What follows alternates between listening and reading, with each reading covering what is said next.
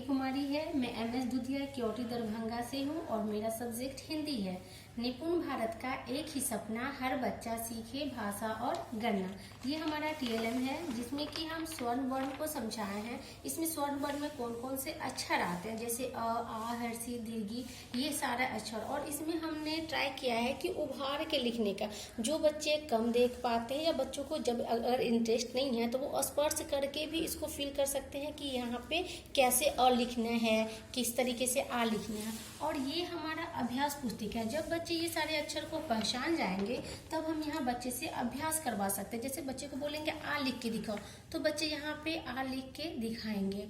और उसके बाद अगर हम नेक्स्ट बच्चे को बुलाते हैं तो इसको इरेज करके दूसरे बच्चे को भी हम यहाँ पे प्रैक्टिस करवा सकते हैं। दूसरे बच्चे से हर्षी बोलेंगे तो वो हमें यहाँ लिख के दिखाएंगे कि ऐसे हर्षी होता है। इसी तरीके से उसके बाद हमने यहाँ पे वर्णमाला के व्यंजन शब्द को रखा है कि व्यंजन के अक्षर को पहले समझ जाएंगे कि ग कहाँ पे है, घ कहाँ पे है। उसके बाद इसके पिक्चर, ग से गधा होता है, घ से घर होता है, ज से जग होता है। इस तरीके से सारा शब्द के साथ का फिगर भी हमने बच्चों को समझाया है। जब ये हो जाएगा उसके बाद हम दो शब्द के वर्ण, बच्चे को दो शब्द बनाना सिखाएंगे। जैसे घर है तो घर से घर जोड़ के घर बनता है, नल है तो नल नल बनता है। और बहुत सारे शब्द जैसे चल चल बनता है, चख चक बनता है, रख रख बनता है। जब दो शब्द के अक्षर आ जाएंगे बच्चे को, तब उसके बाद बच्चे को तीन शब्द के अक्षर पे जाएंगे। जैसे नगर तो न ग र जोड़ के हमारा नगर बनेगा, मटक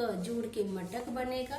जब बच्चे सिंपल शब्द सीख जाएंगे उसके बाद हम आएंगे ये वर्णमाला के मात्रा पे। जैसे 12 खड़ी की ये हमारा घड़ी है, ये हमारी सुई जो है बड़ी वाली सुई वो वर्ण की सुई है और ये छोटी वाली सुई है वो मात्रा की सुई है। जब इसमें जैसे कि अ की मात्रा कौन सा है, अ की मात्रा कौन, जैसे आ की मात्रा में एक लकीर है तो बच्चे को हम यहाँ पे जैसे ये सुई आ पे रहेगा और ये घड़ी की सुई यहाँ पे अगर मान के चलिए ये वर्ण की सुई क पे है तो क और आ की मात्रा जुड़ के क्या बनता है तो बच्चे बताएंगे का। इसी तरीके से आ। तो यहाँ पे हमने एक पॉपेट का यूज किया है और ये पॉपेट के थ्रू बच्चे को हम इसकी कंफ्यूजन को दूर करेंगे। जैसे कि ये बच्चे कंफ्यूज करते हैं कि इसको कैसे उच्चारण किया जाए। जैसे छोटी ई तो छोटी ई हर्ष ई, तो जैसे क में छोटी ई की मात्रा लगती है तो की, और क में अगर बड़ी ई की मात्रा लगेगी तो की। तो हम ये पॉपेट के थ्रू बताते हैं कि की मतलब छोटा मुंह खुला तो की, बड़ा मुंह खुलता है तो की। तो ये बच्चे उच्चारण को अच्छे से स्पष्ट कर पाएंगे। ये पॉपेट के थ्रू हम बच्चे को समझाएंगे। जब यहाँ पे मात्रा समझ में आ जाता है तो यहाँ पे हम प्रैक्टिस के लिए बच्चे को प्रैक्टिस करवाएंगे। ये जैसे कि घुमा के हम इसको गलत कर देंगे। बच्चे से पूछेंगे कि ए की मात्रा बताओ कहाँ है, तो बच्चे ढूंढेंगे ए कहाँ है तो यहाँ ए आया। उसके बाद ए की मात्रा कहाँ है तो यहाँ पे ए की मात्रा, तो यहाँ पे बच्चे मिलाएंगे कि ये ए की मात्रा है। उसके साथ यहाँ पे हम इसका एग्जाम्पल कुछ दिए हुए हैं जो कि एग्जाम्पल के थ्रू बच्चे देख पाएंगे कि ए में क्या होता है। जैसे मय का में, लो कर ला, मेला। तो ये एग्जाम्पल के साथ बच्चे समझेंगे और यहाँ पे प्रैक्टिस भी कर सकते हैं। अगर हम उसको बोलते हैं कि मेला लिख के दिखाओ तो बच्चे यहाँ पे लिख के भी दिखाएंगे कि मे और लो आकर ला, मेला, ये ऐसे लिखते हैं। तक में खत्म करते हैं, इधर नहीं रहेगा।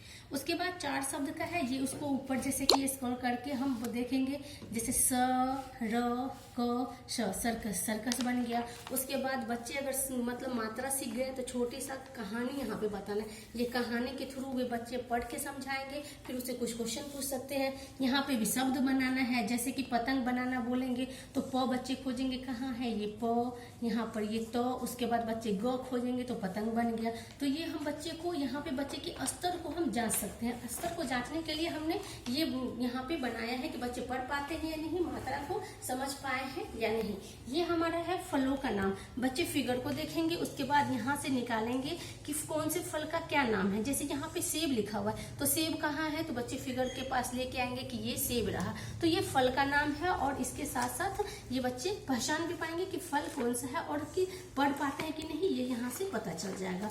ये स्तर को समझाने के लिए हम इसको देखते, स्क्रॉल करके देखते हैं। जैसे च म न क्या बनता है चमन, और बच्चे यहाँ पे लिख के इसको प्रैक्टिस भी कर सकते हैं।